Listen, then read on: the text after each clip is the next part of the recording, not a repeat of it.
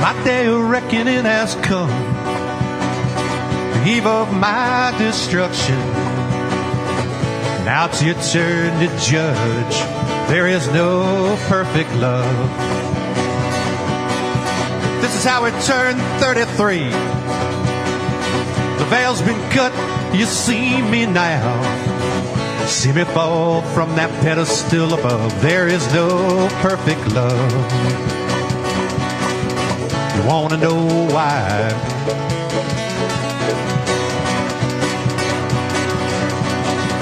You wanna know why?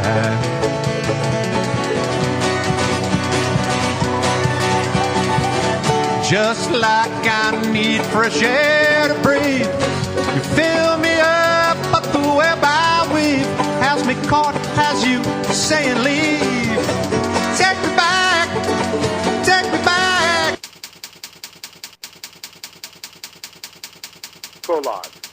I really liked birthdays when I was younger.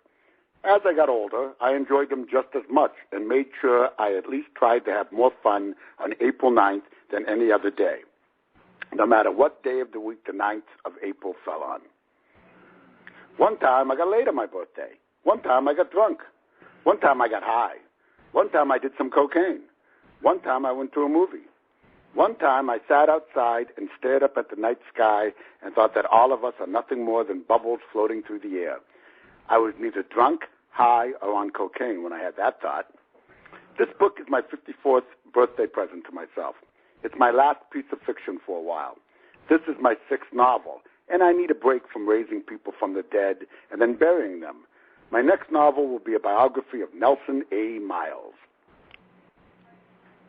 Nelson A. Miles was a Civil War hero, fought with distinction, honor, and bravery while an officer with the Union Army, and was made commandant of Fort Monroe, Virginia, when the president of the defunct Confederacy was in prison there.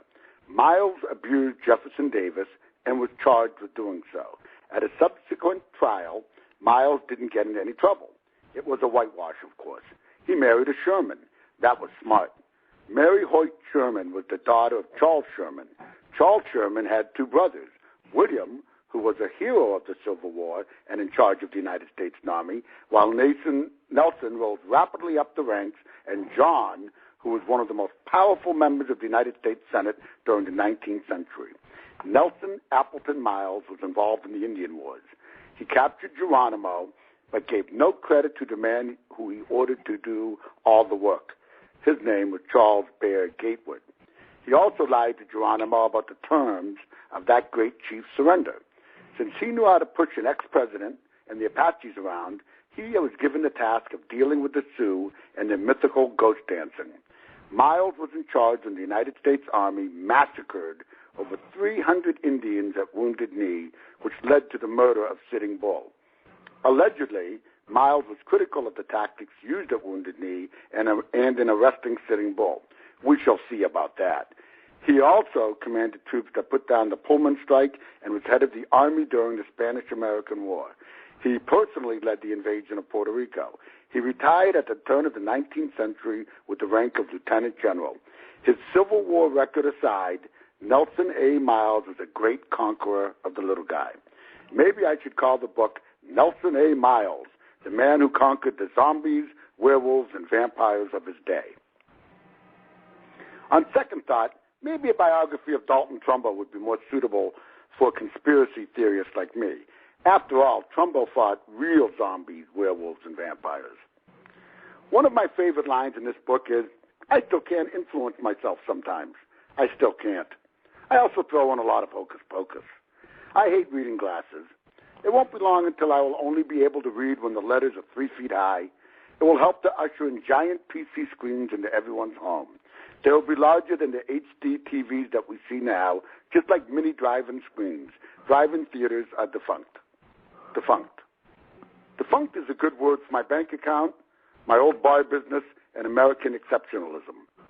My good friend Stephen Heck, who designed both the front and back cover for this novel, is the only American who I have ever met who was an exception.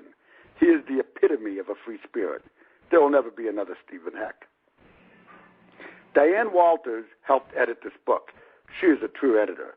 Focusing on my spelling, grammar, lack of, and typos, lots of, she doesn't interfere with content or characters.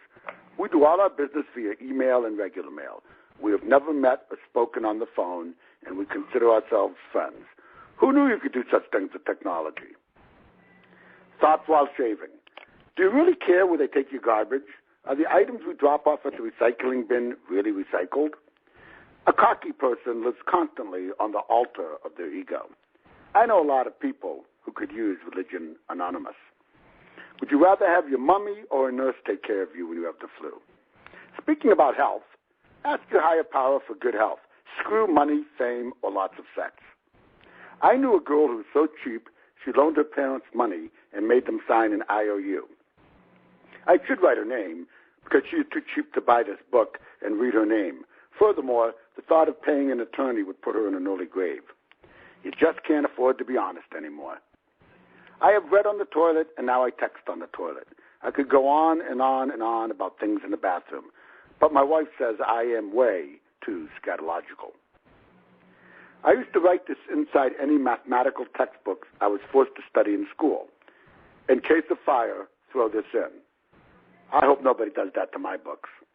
The best line in the Bible is, be fruitful and multiply. I've had to go to court a few times in 2014. I finally learned to shut my mouth and not question the authority of those assholes and morons we call judges and or magistrates.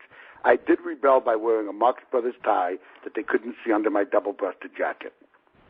I love my wife, Juliet. She loves me. I'm not worth her spit. P.S. Remember, dear readers, that everyone is entitled to both a prologue and an epilogue.